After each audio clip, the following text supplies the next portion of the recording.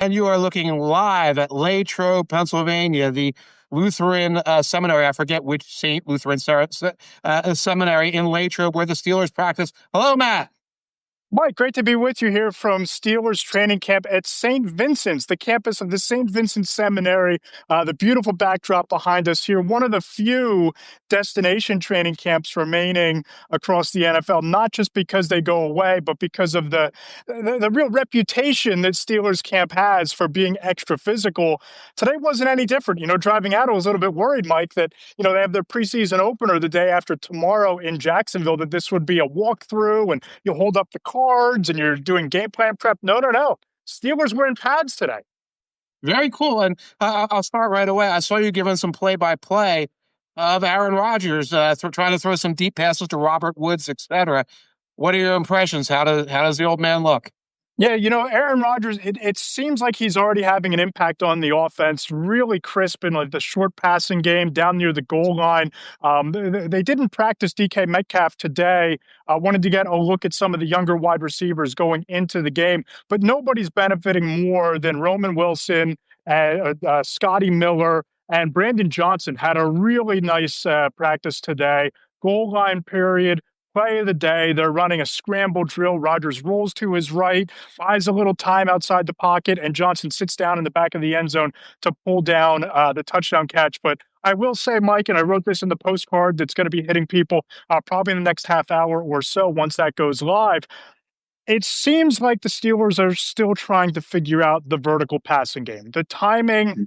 The timing just doesn't seem there in the deep passing game from Aaron Rodgers to these receivers. Now, obviously, again, I didn't see DK Metcalf. He's been drawing rave reviews throughout camp for the deep ball connection with Rodgers. But there was a play in particular down the sideline late in practice where it was a 9 route. I believe it was Robert Woods on a deep ball. Rodgers overthrew him by about half a yard. He tried to make a diving catch, couldn't come up with it. The very next snap, the very same route, the very same play, Mason Rudolph hits him for a diving catch for a big gain. So it's just interesting to see how far away the Steelers seem in the vertical passing game right now, 13 practices into camp. I haven't been out there as a Latrobe since 2019, but when I hear Aaron Rodgers throwing to Robert Woods, I think it is 2019. I think we've hit on that there. There's some drama out there apparently with the defensive lineman. Is that correct? Yeah. I seem to be, you called me the highwayman the other day on the podcast. I seem to be the news bug that's biting these teams when I roll into town. Saturday, you had Terry McLaurin 24 hours earlier requesting a trade. Today, about an hour before practice, Adam Schefter reports that Cam Hayward is staging a hold-in. Now, talking to several beat writers on the sideline this afternoon, Hayward hasn't been participating in full team drills, but he's been out there every day during individuals. He's been going through some of the indie work, just not participating in 11-on-11s.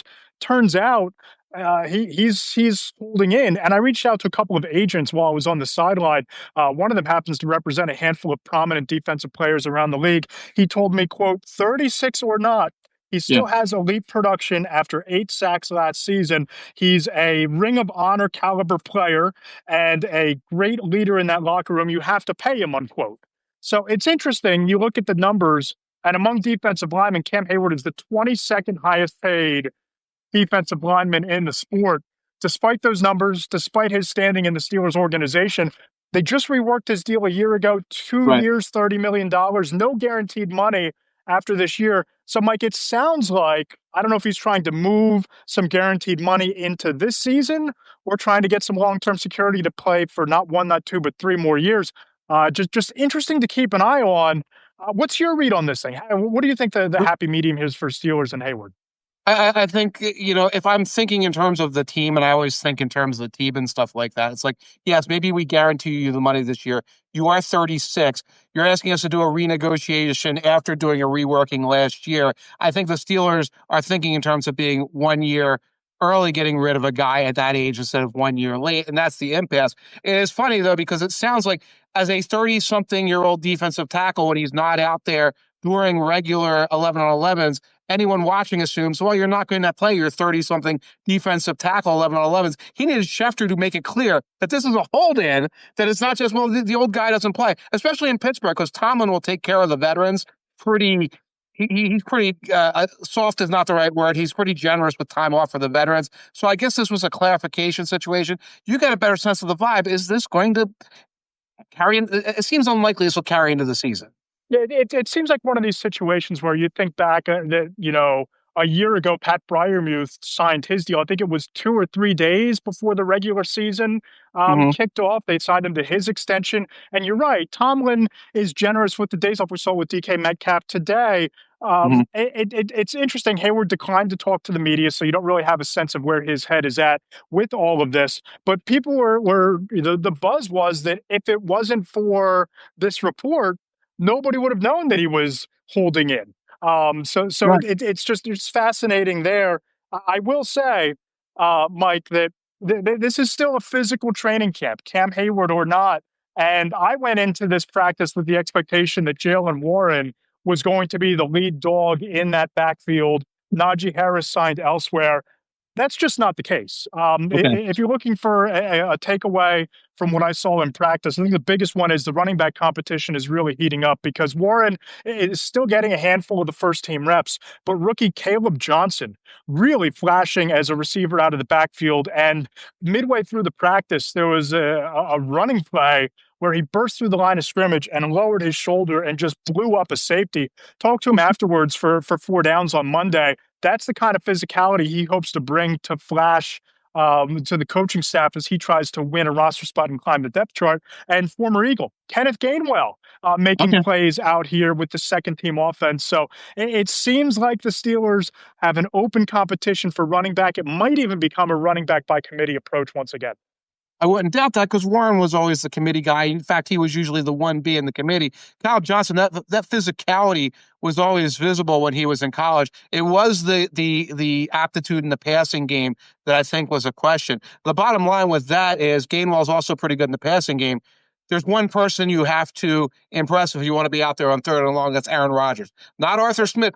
Arthur Smith will put like Jonnu out there as a running back or something. By the way, did you see were there like three tight end sets? I've been hearing stories.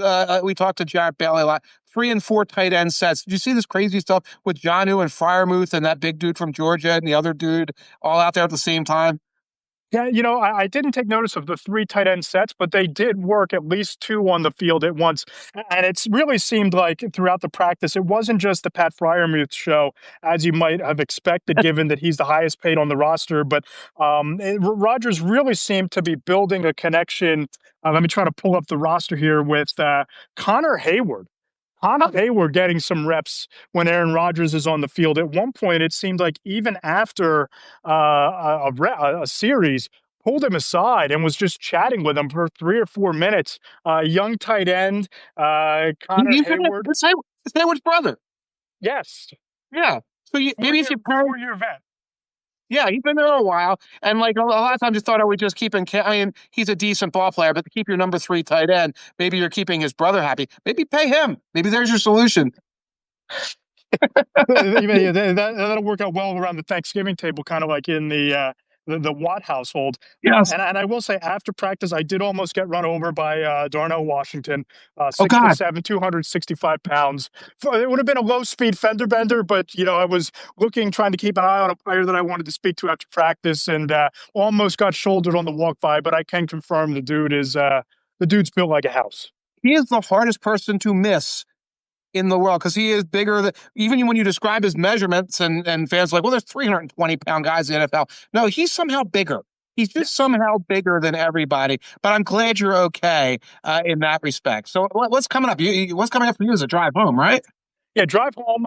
Stay tuned in between the hash marks. There will be the postcard from training camp that should go live sometime in the next 45 minutes or so. Just have to finish writing that. We're going to stop for a quick craft beer and a quesadilla or a jumbo pretzel, some good old-fashioned junk food before hitting the road. Might even stop at that Sheets for a nitro cold brew. Wawa, step up the game on the coffee. The pour your own nitro cold brew tap was so clutch on the way out here, I might hit it on the way home. I'm telling you, skip the micro, bro. Go to Park and Eat. Go to Park and Eat. Get yourself a slice of pie, and then you'll be nice and sugared up for getting all the way down to get back on the turnpike. Because that alone is a little adventure on your way back home. And I am excited when I do get home before I, hit the head on the pillow. I am going to check out the Dark Side of the Moon Miami Dolphins feature that landed today on Two Deep Zone. The headline alone is fascinating. I have two Dolphins things because the defector, I've got a Dolphins thing. So it's all Dolphins all the time around here. By the way, if you're the news bringer, you don't go to Chargers camp because they got Rashawn Slater got hurt all by without your help. I don't know if you saw this news, but I did. Slater, yeah, Slater, that seems like a pretty significant injury. We can talk about that obviously when you're back at the command center, though. Absolutely. So, Mike, this has been a lot of fun. Signing off here from Latrobe and Pittsburgh Steelers training camp. It's a physical camp as it always is. The Aaron Rodgers show in full effect. We'll see what happens with Cam Ward, and we'll see what happens with the Steelers passing game. Thanks for checking in. Follow Mike Tanier on Blue Sky. Subscribe to the Two Deep Zone. You can check me out on Blue Sky and on Threads at Matt Lombardo NFL. And we'll talk to you Tuesday on the pod. Peace out, man.